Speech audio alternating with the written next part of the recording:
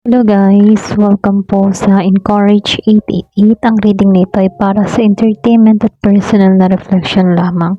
So gamitin lamang yung mga mensaheng tutugma sa iyong situation. Ngayon titingnan natin kung ano ba yung energy ng taong iniisip mo. Give it the message. Ano yung energy ng taong iniisip mo?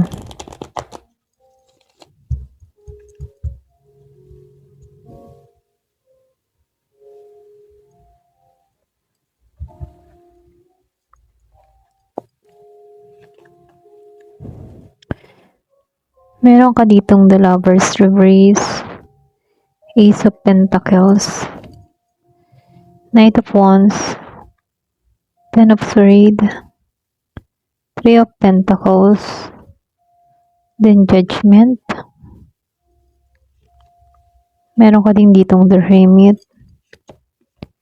the Chariot, Six of Pentacles, Ace of Pentacles, the World, at itong Temperance Reverse.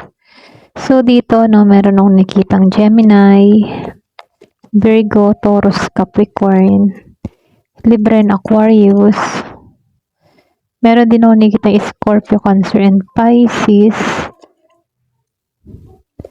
And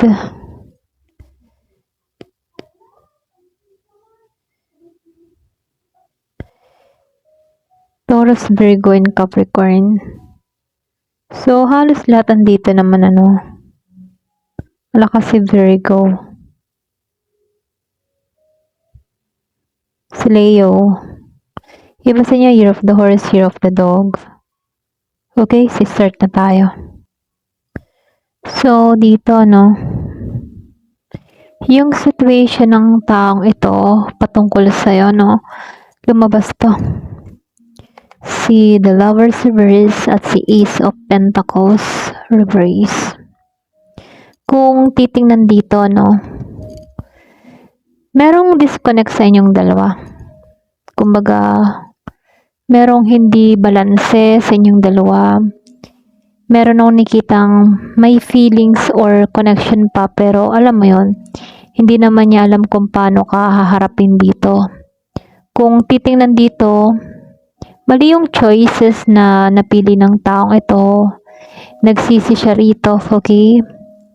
So, lumalabas din dito, nakikita ka ng tao na to na para bang maganda yung takbo ng buhay mo. Kumbaga, nakikita niya na parang may opportunity sa'yo, okay? Kaya lang dito sa kanya, para bang itong tao na to may pakaramdam sa kanya dito na parang nawawala yung opportunity para sa kanya, then ikaw, umaayos ka. Okay? So, may feelings dito na para bang nanghihinayang tong taong ito or pwede rin hindi niya naalagaan yung connection ninyo. Kung tutusin dito, may panghihinayang siya dito. Okay? So, nakikita ko dito, meron Gemini, Virgo, Capricorn, and Taurus. Kung meron kang kadiling na ganito, okay? So, lumalabas din dito, Knight of Wands at itong si Ten of Swords. So, malakas pa rin naman yung attraction ng taong ito sa'yo. Yung iba sa inyo, pwedeng meron ditong Aries, Leo, Sagittarius, or pwedeng meron kang kadiling na ganon, okay? So, lumalabas na, alam mo yung tipo na, curious pa rin tong taong ito sa'yo, okay? Kumbaga, meron siyang gustong gawin para bang gusto ng tao na to nalapitan ka. Okay? Yung iba sa inyo gusto nitong kausapin ka, lapitan ka, pero hindi makalapit Pero mabilis din magbago yung energy ng taong ito. Kasi dito sa Ten of Swords, marami itong mga pinagdaanan pero unti-unti namang nakabangon, or pwede ring energy mo to, unti-unti kang nakabangon sa mga pinagdaanan mong sakit, or pwede ring sa mga nangyari sa iyong disappointment, nakabangon ka doon, Pero kung titingnan dito, yung iba sa inyo, meron ditong nananatili pa rin sa sakit, pero sinusubukan naman ng tao na to na makabangon, okay? Pwedeng ikaw, pwede rin siya, okay? So, dito, lumalabas din dito. So, lumabas itong Judgment and the Three of Pentacles. Kung tutuusin dito, no, meron siyang desire sa'yo, okay? Kumbaga, may desire to na magkaroon ng communication sa'yo or cooperation sa'yo. Parang gusto niyang makita kung pwede bang magkaroon kayo ng maayos na interaction, lalo-lalo na sa pagitan ng ninyo, okay? Para bang gusto niyang makipag-usap, teamwork sa'yo. Iba sa inyo, malakas dito yung Capricorn. Pero ganun pa man ano, meron akong nakikitang iniiwasan ka dito, okay? Iniiwasan kang direktang kausapin, okay? Kasi meron kayong nakaraan na pwedeng hindi naging kaaya-aya or hindi naging maganda yung pagtatapos. Meron siyang hesitation, guilt, or pwedeng takot itong tao na to na mahusgahan mo or takot siya dito na gumawa ulit ng desisyon, okay? Ayun.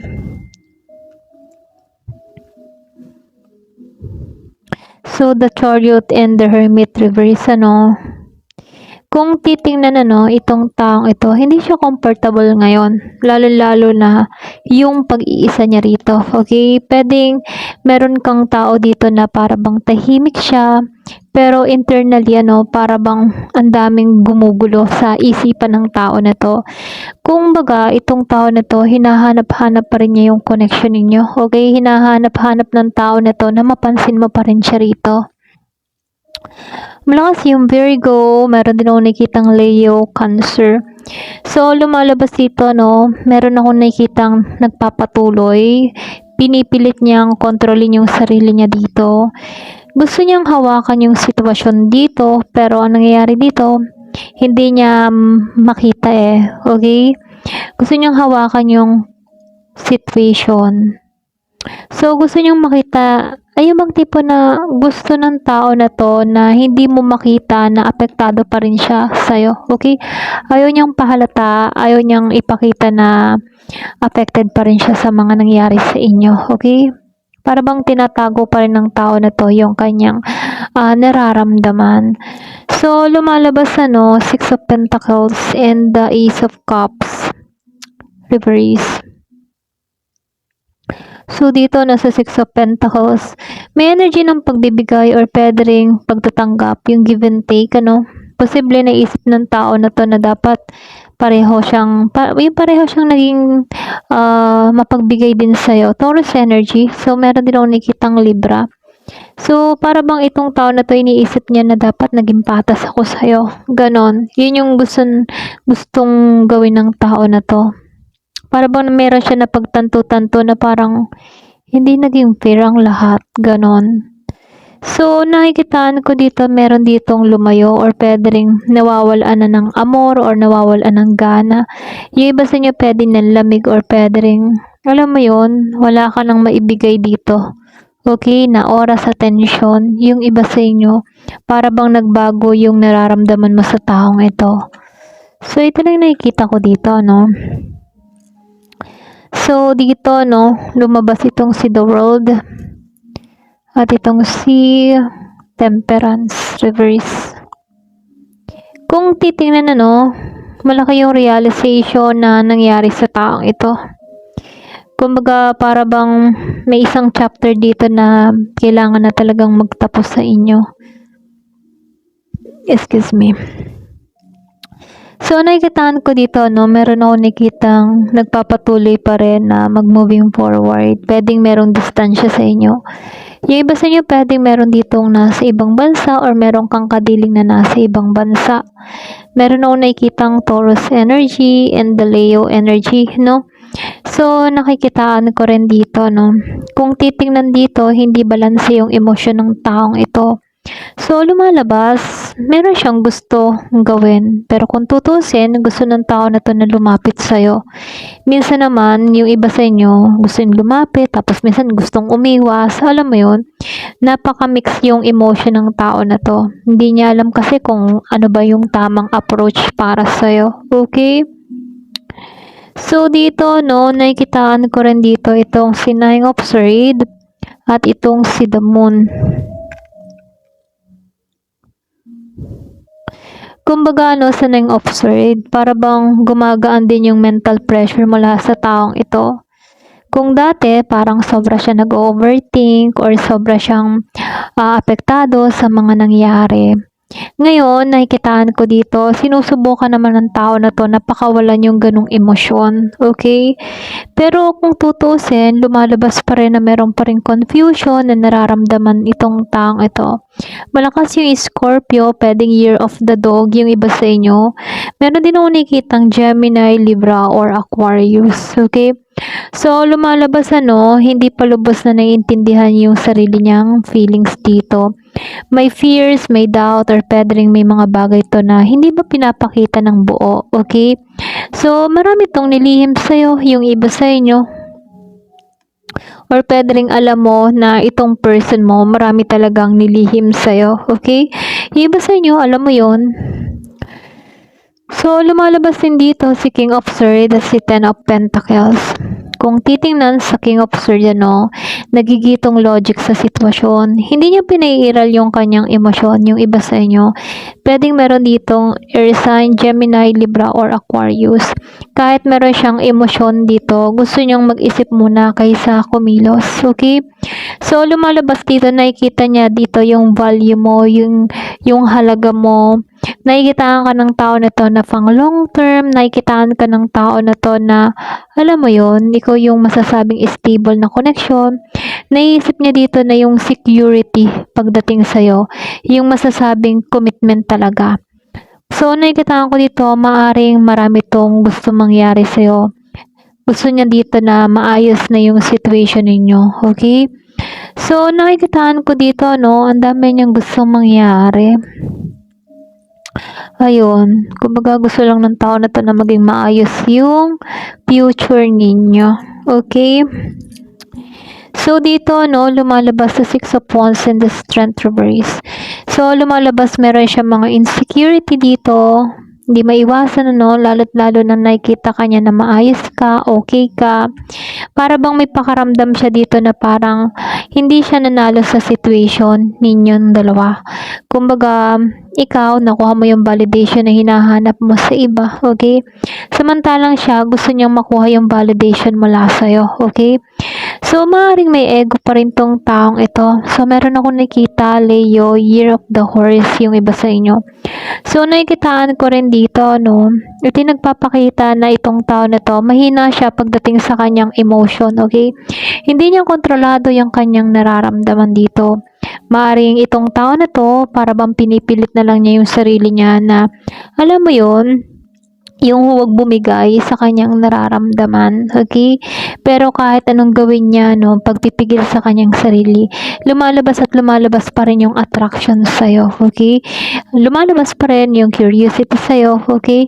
Ngayon, nakakaramdam to na hindi siya secure sa situation. So, dito, lumalabas itong Seven of Swords. So, dito sa Seven of Swords, ito yung pinakamalakas na warning card pagdating sa'yo, Meron to mga tinago sa'yo, okay? Maaring, alam mo yon, tahimik lang tong nag-o-observe kahit merong pag-iisip, okay? Para bang itong tao na to gusto niyang malaman kung ano ba nangyayari or nagaganap sa buhay mo. So, umiwas to sa direct confrontation sa'yo.